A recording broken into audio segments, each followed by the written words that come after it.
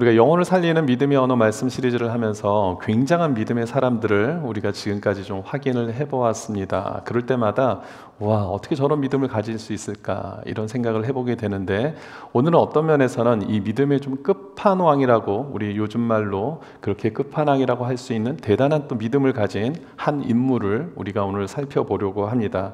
누구입니까? 바로 아브라함입니다. 오늘 어떤 내용인지 먼저 대체적인 내용을 좀 소개하겠습니다. 오늘 하나님께서 아브라함을 부르시는데 한 가지 명령을 하세요. 2절 말씀에 나와 있는데, 독자 이삭을 데리고 모리아 땅으로 가서 내가 일러준 그 한 산 거기서 그를 번제로 드리라는 겁니다. 여러분, 아브라함에게 있어서 이삭은 어떤 아들입니까? 너무나 귀한 아들입니다. 눈에 넣어도 아프지 않을 만한 그런 아들이죠. 그런데 그 아들을 하나님께서 바치라는 거예요. 여러분, 우리가 지난 몇 주 전에 한나 이야기를 하면서 그 아들 사무엘을 하나님께 드린 그 사건을 우리가 기억합니다. 얼굴 표정 언어를 제가 말씀을 드리면서 얼굴에 근심빛이 없었다라는 말씀을 통해서 굉장한 믿음으로 하나님 앞에 나아간 그 인물을 우리가 살펴보았습니다. 그런데 지금은 이 한나의 경우와는 너무 다르죠. 지금 하나님께 바치는 것이 하나님의 어떤 일을 하기에 쓰임받을 수 있는 일꾼으로 바치는 것이 아니라 살아있는 아들을 죽여서 각을 떠서 제물로 바치는 이야기를 지금 하나님께서 아브라함에게 명령하신 겁니다. 아까 말씀드린 대로 이 어마어마한 일을 하기에는 사실 웬만한 사람들도 그렇게 한 번에 수긍하기가 어려운 그런 명령을 하셨어요. 게다가 하나님께서 아브라함이 얼마나 이 아들 이삭을 사랑하시는지를 알고 계십니다. 2절 말씀을 보니까 이삭을 바치라고 얘기를 하면서 네 사랑하는 독자 이삭이라고까지 하나님이 그렇게 소개하고 있습니다. 하나님도 아세요. 이 아브라함이 이삭을 얼마나 지극히 사랑하시는지를 주님이 아신다라는 겁니다. 그런데 그 이삭을 바치라고 얘기를 하는데, 여러분 같으시면 어떻게 하시겠습니까? 저 같으면 하나님 잘못 말씀하신 것 아닌가요? 혹은 하나님 제가 지금 잘못 들었을까요? 하나님 어떻게 인신제사를 주님께 드리라고 지금 이야기를 하십니까? 라고 저는 반문했을 것 같습니다. 왜냐하면 성경에서는 하나님께서 인신제사를 완전히 가증한 일로 우리에게 말씀하고 계십니다. 신명기 12장 31절 말씀을 보시면 여기에 내 하나님 여호와께는 네가 그와 같이 행하지 못할 것이라. 그들은 여호와께서 꺼리시며 가증히 여기시는 일을 그들의 신들에게 행하여 심지어 자기들의 자녀를 불살라 그들의 신들에게 드렸느니라. 하나님께서는 인신제사 제도를 너무나 가증히 여기시고 그 일들을 하는 자들을 진멸하신다는 내용의 말씀들을 성경 곳곳에서 우리에게 보여주고 계십니다. 그러니 아브라함이 생각했을 때 이것은 도무지 하나님께서 하실 만한 일은 아니시라고 당연히 생각하지 않겠습니까? 저 같으면 당연히 그렇게 물어봤을 것 같습니다. 되물어봤을 것 같아요. 혹시 만약에 물어봤는데 하나님께서 그래, 너 아들 이삭을 바쳐야 돼 라고 하시면 저 같으면 또 어떻게 말씀을 드리냐면, 주님, 정말 그것이 하나님 뜻이라면 저에게 좀 기도할 수 있는 시간을 주십시오. 저는 그렇게라도 말을 할 것 같아요. 우리 교회에서 사역을 하면서 제가 우리 성도님들에게 집사님, 권사님, 장로님, 저 이번 이런 사역을 조금 집사님께 부탁드리고 싶은데 하실 수 있으시겠어요? 그러면 뭐라고 대답하시죠? 기도해 볼게요. 예. 우리가 어떤 일을 하는 데 있어서 기도해 볼게라는 얘기를 하잖아요. 심지어는 지금 아들을 번제물로 바치라는 하나님 명령이 있는 겁니다. 이게 쉽게 그냥 반응할 수 있는 명령입니까? 그럴 수가 없다고요. 근데 아브라함은 너무나 신기하게도 3절 말씀을 보니까 이 명령이 있자마자 아브라함이 아침에 일찍이 일어나 다 그 모든 것들을 준비해서 출발했다라고 이야기하고 있습니다. 조금의 주저함도 있지 않은 것을 우리에게 소개하고 있습니다. 그리고 오늘 본문 이후에 나오는 결론이지만 결국은 어떻게 됩니까? 창세기 22장 9절과 10절의 말씀이죠. 하나님께서 그에게 알려주신 곳에 이르러서 그곳에 제단을 쌓고 나무를 버려놓고 그 아들 이삭을 결박해서 제단 나무에 올려놓고 이제 칼을 잡고 그 아들을 잡으려고 하는 그 상황까지 이르게 됐습니다. 이때 하나님의 천사가 긴급하게 아브라함을 멈춰 세우시죠. 그리고는 준비한 순양을 보이게 하셔서 그 순양을 이삭을 대신해서 제물로 바치게끔 하시는 그 내용이 여러분들 너무나 잘 아시는 그 아브라함의 이 모습입니다.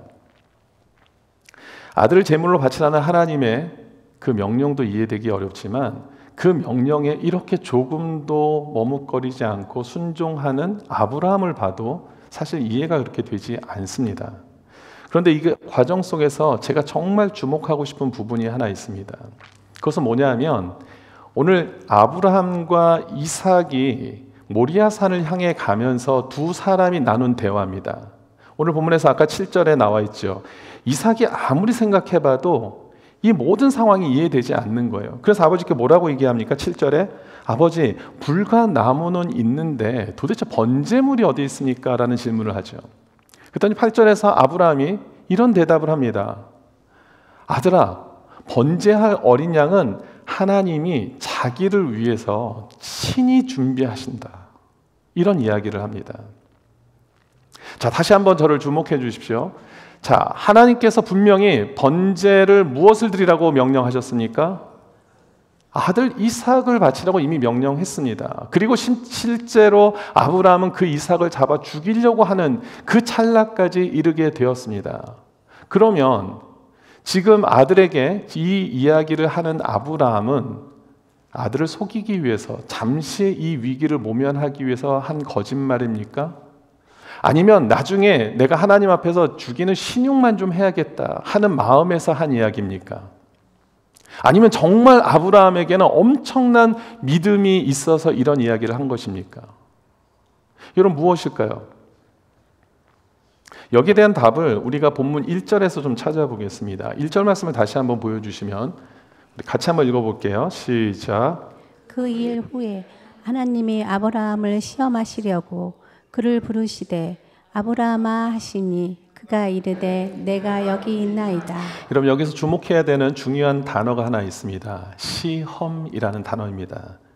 여러분, 시험 좋아하세요? 시험? 여러분, 학교 다니실 때 시험 좋아하셨어요? 우리 요즘 제자반 사역반을 하시면 맨 끝에 우리 성경 암송 시험을 하잖아요. 얼마나 우리 제자반 사역반 하시는 분들이요, 이 시험을 즐기는지 모르겠습니다. 얼마나 잘하시는지. 못해요 하면서도 너무 잘하시는 거예요. 그러면서 그런 말씀들을 하시더라고요. 목사님, 제가 학창 시절 때 이렇게 공부를 열심히 했으면 장학금을 받았을 것 같다고 이런 얘기들을 하시는데 그 정도로 열심히 하세요. 물론 시험이 힘들고 어렵습니다. 그런데 여러분, 그건 아시잖아요. 시험이라는 것이 결국은 우리를 망치려고 하는 것이 아니라 우리의 실력을 검증하게 해서, 준비하게 해서 오히려 우리의 그런 모든 능력들을 차곡차곡 든든히 세워가기 위한 것인 것을 우린 너무나 잘 알죠. 시험은 분명히 쉽지 않은 것입니다. 피할 수 있으면 피하고 싶지만 시험이라는 것이 결국은 우리를 망하게 하는 것이 아니라 우리를 더 견고하게 한다는 것입니다. 하나님은 바로 이러한 시험을 통해서 우리 신앙생활 가운데 우리의 믿음과 우리의 삶을 더욱더 견고하게 만들고 성숙하게 만들고 성장시키시는 줄 믿으시기 바랍니다. 그런데 보니까 성경을 보니까 사탄도 우리를 시험합니다. 그럼 사탄과 하나님의 시험의 가장 큰 차이점은 무엇일까요? 목적이 다릅니다. 사탄은 성도를 시험하게 하여서 성도를 무너뜨리게 하는 것이 사탄이 시험하는 목적이라면, 하나님의 시험은 아까 말씀드린 대로 성도의 삶을 더욱더 믿음 안에서 든든하게 세우고 견고하게 세우기 위함이라는 것입니다. 그리고 하나님은 그래서 우리를 시험에 빠뜨리게만 하시는 것이 아니라 그 시험을 감당할 수 있는 힘과 능력을 언제나 우리에게 베푸시는 분이신 줄 믿습니다. 고린도전서 10장 13절의 말씀을 보면은 사람이 감당할 시험밖에는 너희가 당한 것이 없나니 오직 하나님은 미쁘사 너희가 어떠한 시험을 허락하지 아니하십니까? 감당하지 못할 시험 당함을 허락하지 아니하신다라는 겁니다. 그리고 시험 당할 즈음에는 또한 피할 길을 내사 너희로 능히 감당하게 하신다라는 겁니다. 그러니까 하나님은 시험을 허락하시는 이유가 우리로 하여금 시험을 통과 못하게 해서, 패스 못하게 해서, 불합격시켜서 우리를 낙담시키고 절망 가운데 몰아넣는 것이 아니라 능히 감당할 수 있도록 하나님이 함께 하셔서 그걸 통해서 우리의 믿음을 더욱더 견고하게 만드신다라는 사실을 여러분 믿으시기 바랍니다. 하나님 이런 시험을 지금 아브라함에게 허락하고 계시는 거예요. 우리는 이것을 통해서 시험이 정말 우리를 견고하게 하는구나, 이런 사실을 우리가 이제는 알 수 있습니다. 그것을 믿을 수 있습니다. 그런데 여전히 그럼에도 불구하고 번제할 어린 양은 하나님이 자기를 위해서 친히 준비하신다는 이 표현이 조금 이해하기 어렵습니다. 분명히 이것이 시험이긴 한데 이 아브라함이 지금 이렇게 고백한 이 내용은 사실 그 의미를 좀 파악하기가 쉽지 않고, 그리고 이것은 도대체 어떤 근거에서 아브라함이 이런 이야기를 했는가, 이것을 우리가 좀 살펴보았으면 좋겠습니다. 여러분, 아브라함의 인생을 쭉 여러분들 기억해 보십시오. 그의 인생 가운데 시험이 있었습니까? 없었습니까? 이번 시험 말고도 시험이 있었습니까? 없었습니까? 많았죠.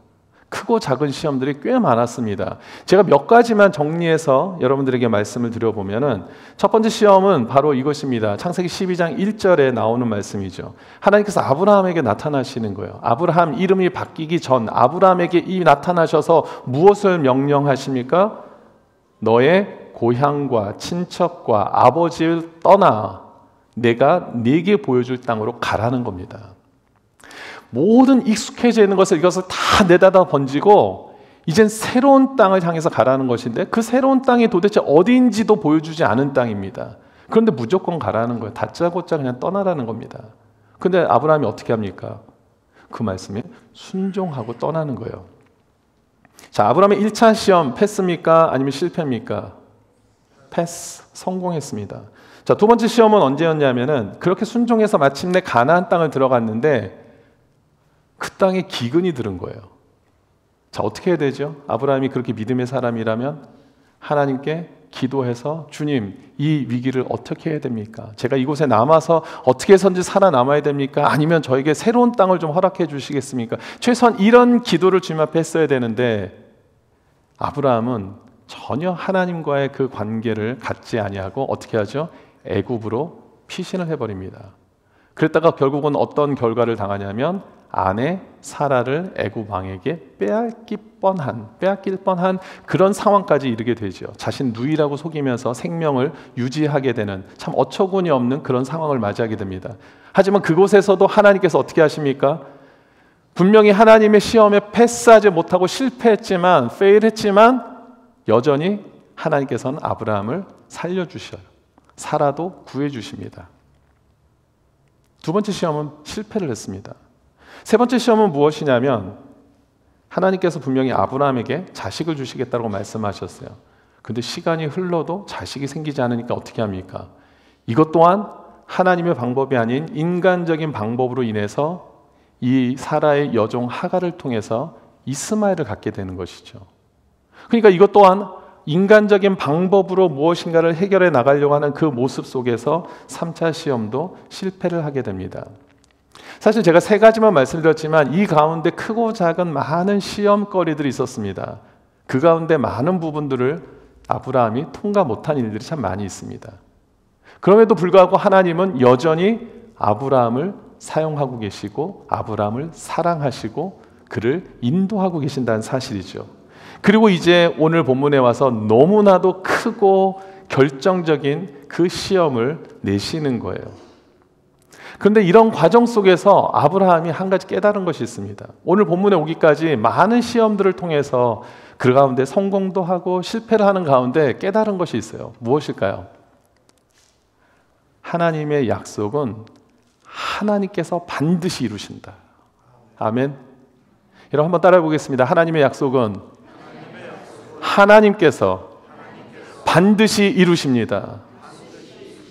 하나님께서 하신 약속은 하나님께서 반드시 그가 친히 이루신다는 사실을 아브라함은 경험했습니다. 지금까지 그 많은 시련과 그 많은 시험 속에서 내린 결론이 바로 그거였어요. 하나님은 나에게 약속하신 것을 하나님께서 친히 이루시는구나. 이 사실을 분명하게 믿고 살아간 것을 보게 됩니다. 그렇기 때문에 지금 아들 이삭에게 하나님이 자신을 위하여 친히 준비하신다라고 말씀하는 거예요. 하나님이 약속을 지키시는 하나님이십니다. 아멘. 오늘 8절 말씀을 보면은 하나님이 자기를 위하여 친히 준비하시리라. 왜 자기를 위한다라고 그렇게까지 말씀을 하셨을까요? 12장 아까 1절을 우리가 살펴봤는데 2절에 보면은 하나님께서 아브라함을 부르실 때 약속 한 가지를 하시죠. 2절, 내가 너로 큰 민족을 이루겠다. 어떤 민족이요? 큰 민족을 이루겠다는 겁니다. 그 약속을 하셨어요. 아브라함이 하나님 앞에, 하나님, 제가 이왕 한번 사는 인생인데 사나이로 사는데 제가 그래도 한번 큰 민족을 이뤄보겠습니다. 이렇게 자신의 포부를 얘기한 것이 아닙니다.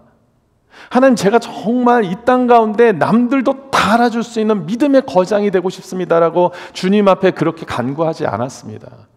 그냥 어느 날 하나님께서 나타나셔서 너 고향과 친척과 아버지 집을 떠나서 너 내가 알려줄 땅으로 가야 돼 라고 말씀하신 거예요. 그리고서는 내가 너로 큰 민족을 이루겠다고 하나님께서 약속을 하셨습니다. 아브라함은 그것을 바라지도 않았고 구하지도 않았습니다. 하나님께서 친히 그 약속을 하셨어요. 그런데 시간이 흘렀는데요, 보니까 자식은 생기지가 않는 거예요. 그러니까 아브라함이 생각했을 때, 하나님께서 나를 통해서 큰 민족을 이루시긴 하시는데 내 자손을 통해서 이루시는 것은 아니고 나와 가까운 가족 같은 사람을 통해서도 이루실 수 있겠구나라고 스스로 생각을 해버립니다. 그래서 하나님 앞에 그런 얘기를 하죠. 나의 종 엘리에셀을 통해서 내가 상속을 물을 자로 제가 생각하겠습니다. 그렇게 하나님 앞에 얘기를 해버립니다. 그랬더니 하나님 뭐라고 말씀하시냐면은 창세기 15장 4절의 말씀에 여호와의 말씀이 그에게 임하여 이르시되 그 사람이 무엇이 아니라고요? 네 상속자가 아니라는 겁니다. 그러면 누가 상속자입니까? 네 몸에서 날 자가 내 상속자가 될 것이다. 분명하게 하나님께서 이제 말씀을 하시는 거예요. 그래, 너가 착각할 수 있어. 그런데 너의 종 엘리에셀을 통해서 너 상속자를 이루겠다는 게 아니야. 너 몸에서 날 자식을 통해서 내가 큰 민족을 너를 이루게 할 거야 라고 하나님이 분명하게 말씀을 하세요. 그런데 시간이 지나는데 어떻게 됩니까? 자신의 아내 사라에게서는 임신할 기미가 보이지 않아요. 그러니까 또 어떻게 합니까? 아내가 좋은 제안을 하나 하죠. 나의 종 하갈을 통해서 아이를 만들면 좋겠다라고 얘기를 하니까 아브라함이 그것을 덜썩 받아들여서 그렇게 하갈을 통해서 이스마엘을 낳게 됩니다. 그랬더니 하나님께서 또 나타나셔서 뭐라고 말씀하십니까? 17장 19절 말씀 같이 한번 읽어볼까요? 시작. 하나님이 이르시되 아니다, 내 아내 사라가 내게 아들을 낳으리니 너는 그 이름을 이삭이라 하라. 내가 그와 내 언약을 세우리니 그의 후손에게 영원한 언약이 되리라. 아멘. 이스마엘을 통해서 이루실 줄 알았는데 그것도 아니라는 거예요. 하나님이 다시 말씀하십니다. 이젠 너무나 분명하게 말씀하세요. 아이 이름까지 말씀을 하시면서 이삭을 통해서, 사라를 통해서 낳는 그 아이 이삭을 통해서 내가 이 약속을 이룰 거야 라고 분명하게 말씀을 하시는 거예요. 그러니까 하나님은 지금 이 약속을 어떻게 하셔야 됩니까? 반드시 이뤄내야 되시는 거예요. 그러니까 지금 이 명령과 하나님의 약속 사이에서는 충돌이 생기고 있는 것을 우리는 보게 되죠. 하지만 아브라함은 무엇을 믿었냐면 이 충돌 속에서도 그 방법은 내가 알지 못하지만 하나님은 반드시 나에게 하신 그 약속을 반드시 이루실 것이라는 믿음을 갖게 된 거예요. 자신이 지난 많은 그 삶의 여정 속에서 하나님께서 나를 시험하셨던 그 모든 과정들을 경험해 보니까 하나님은 하나님이 약속하신 것, 하나님의 뜻을 반드시 하나님께서 이루신다라는 분명한 믿음의 확신을 가질 수 있었던 것입니다. 그래서 히브리서 기자가 그것을 이렇게 표현하고 있습니다. 11장 19절에 보니까 그가 아브라함을 가리키는 것이죠. 하나님이 능히 이삭을 죽은 자 가운데서 다시 살리실 줄로 생각한지라. 아브라함은 하나님께서 친히 자신을 위하여 번제물을 준비할 거라는 그 믿음도 분명했고, 그리고 모리아산으로 올라가서는 내가 이삭을 하나님께 바쳐야 된다라는 그 순종하는 마음도 진실된 것이었다는 겁니다. 하지만 방법은 몰라요. 어떻게 하나님께서 역사하실지 방법은 모르지만 하나님은 반드시 하나님의 약속을 이루실 것이고 친히 그것을 위해서 하나님이 일하실 거라는 믿음이 분명했다라는 것입니다. 따라서 이것을 통해서 우리는 무엇을 알 수 있느냐? 우리는 하나님의 말씀을 순종하면 하나님은 하나님의 일을 이루시는 줄 믿으시기 바랍니다. 우리가 순종하면 하나님은 하나님의 일을 반드시 하나님께서 친히 이루신다라는 사실을 믿으시기 바랍니다. 하나님이 하시는 거예요. 하나님이 하신 약속을 우리가 하는 것이 아닙니다. 우리는 그냥 순종하는 것이죠. 하나님이 하시는 거예요. 그러면 하나님께서 얼마나 놀라운 일들을 저와 여러분들의 삶 속에서 행하실지 우리가 기대할 수 있는 것입니다. 여러분, 이렇게 약속의 하나님의 말씀을 붙잡고 순종하며 나아가는 자들에게 있는 가장 큰 특징이 뭔지 아세요? 현실의 상황을 파악하는 일에 힘쓰는 것이 아니고 내 현실에 있는 문제들을 이야기하는 것에 우리가 익숙한 것이 아니고 하나님이 어떤 하나님이신지를 우리가 말하게 된다는 것입니다. 우리가 많은 사람들 앞에서 내가 내 신세 한탄을 하는데 시간을 버리는 것이 아니라 우리 하나님이 어떤 하나님이신지를 고백하게 된다는 것이죠. 여러분, 다윗과 골리앗의 그 싸움 우리 기억하시잖아요. 모두가 다 다윗이 내가 싸우겠습니다 했을 때 다 말리지 않습니까? 심지어는 왕까지 말리는 거예요.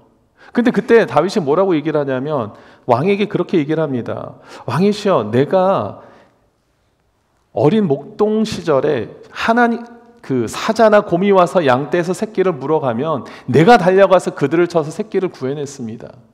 근데 그 짐승들이 나를 해치려고 하면 내가 그 짐승들을 죽였습니다라고 얘기를 합니다. 사실을 얘기를 했어요. 근데 그 다음에 무슨 고백을 하냐면 이것이 여호와께서 나를 건져내신 것입니다라는 고백을 합니다. 다윗이 건져낸 거 맞죠. 그런데 다윗은 무엇을 잊지 않았냐면 하나님이 함께 하셔서 내가 이 일을 할 수 있었다는 것을 잊지 않았어요. 그리고 그것을 왕에게 고백하는 겁니다. 사람들은 나의 공로를 막 드러내는데 굉장히 혈안이 돼 있지 않습니까? 남의 공로도 막 가르치려고 하는 게 일반적인 세상 사람들의 모습 아닙니까? 남들이 한 어떤 공로는 업적은 조금 더 무시하게 하고 내가 그것을 잘했다고 얘기하고 싶은 게 인간적인 마음인데 다윗은 분명하게 말합니다. 내가 이 모든 일들을 한 것이 맞는데 이 모든 일들을 할 수 있었던 이유에는 바로 하나님이 함께 하셨다. 여호와께서 함께 하셨다는 것을 이야기하고 있는 것을 보게 됩니다. 그래서 골리앗 앞에 가서도 다윗이 이런 얘기를 합니다. 사무엘상 17장 46절에 보니까 오늘 여호와께서 너를 내 손에 넘기시리니 내가 너를 쳐서 내 목을 벨린다.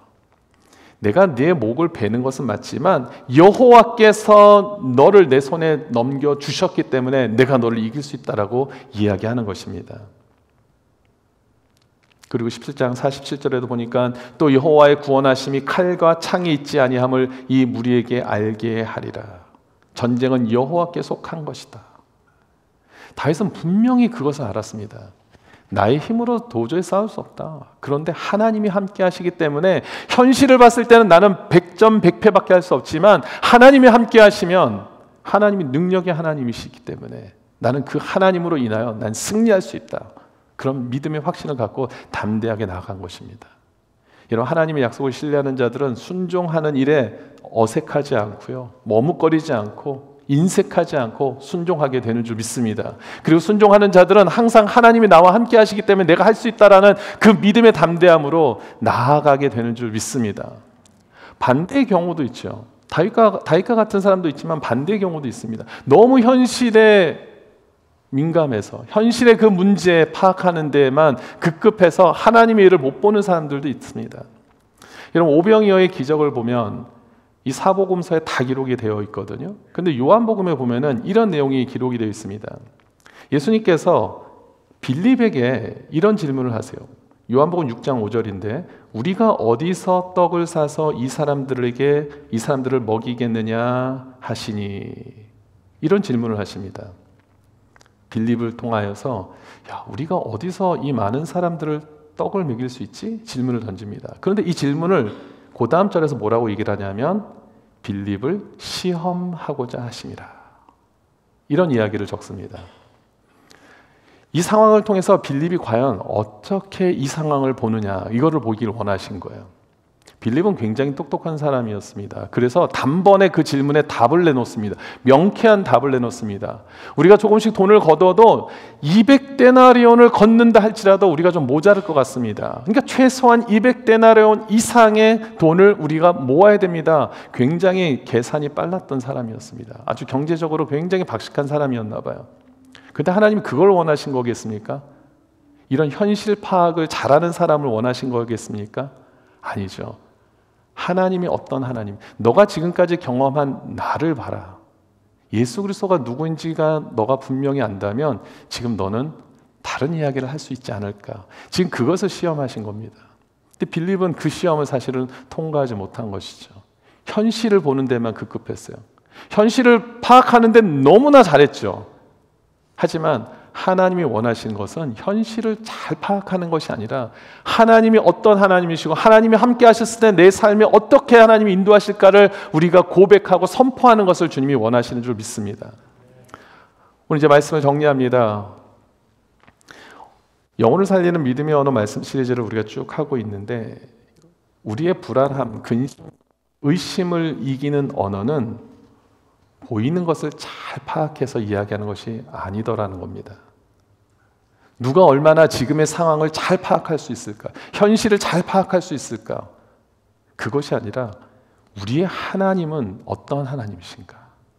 이런 상황 속에서 우리 하나님이 나와 함께 하시면 어떻게 하나님이 역사할 수 있는가를 선포하는 자가 바로 그 모든 의심의 언어를 물리치고 믿음의 언어를 하게 되는 줄 믿습니다. 하나님 그것을 보시길 원하세요. 오늘도 이 땅 가운데 살아가는 저와 여러분의 삶 속에서 얼마나 어려운 일들이 많이 있겠습니까? 여러분들의 힘으로 감당할 수 없는 벽에 부딪힌 많은 일들이 한두 가지겠습니까? 그럴 때 하나님께서 원하시는 것은 무엇일까요? 그것을 잘 꼼꼼하게 잘 파악해서 계획을 세우고 플랜을 짜는 것. 물론 그런 지혜도 필요하겠죠. 하지만 하나님이 먼저 원하시는 것은 하나님이 어떤 분이신가? 하나님이 나와 함께 하셨을 때 내 삶을 하나님이 어떻게 인도하실까를 믿음으로 고백하는 것을 주님이 원하시는 줄 믿습니다. 그렇게 주님을 바라보고 나아가면 하나님께서 감당할 수 있는 지혜를 주신다니까요. 내가 그 지혜를 찾아내는 것이 아니라 우리가 하나님을 찾으면 하나님이 우리에게 감당할 수 있는 지혜와 능력과 은혜를 베푸시는 줄 믿습니다. 오늘 그 믿음을 가지고 우리가 하나님의 그 하나님 되심을 간증하고 선포하며 나아가는 우리 귀한 믿음의 성도님들 되시기를 주님의 이름으로 축원드립니다. 아멘.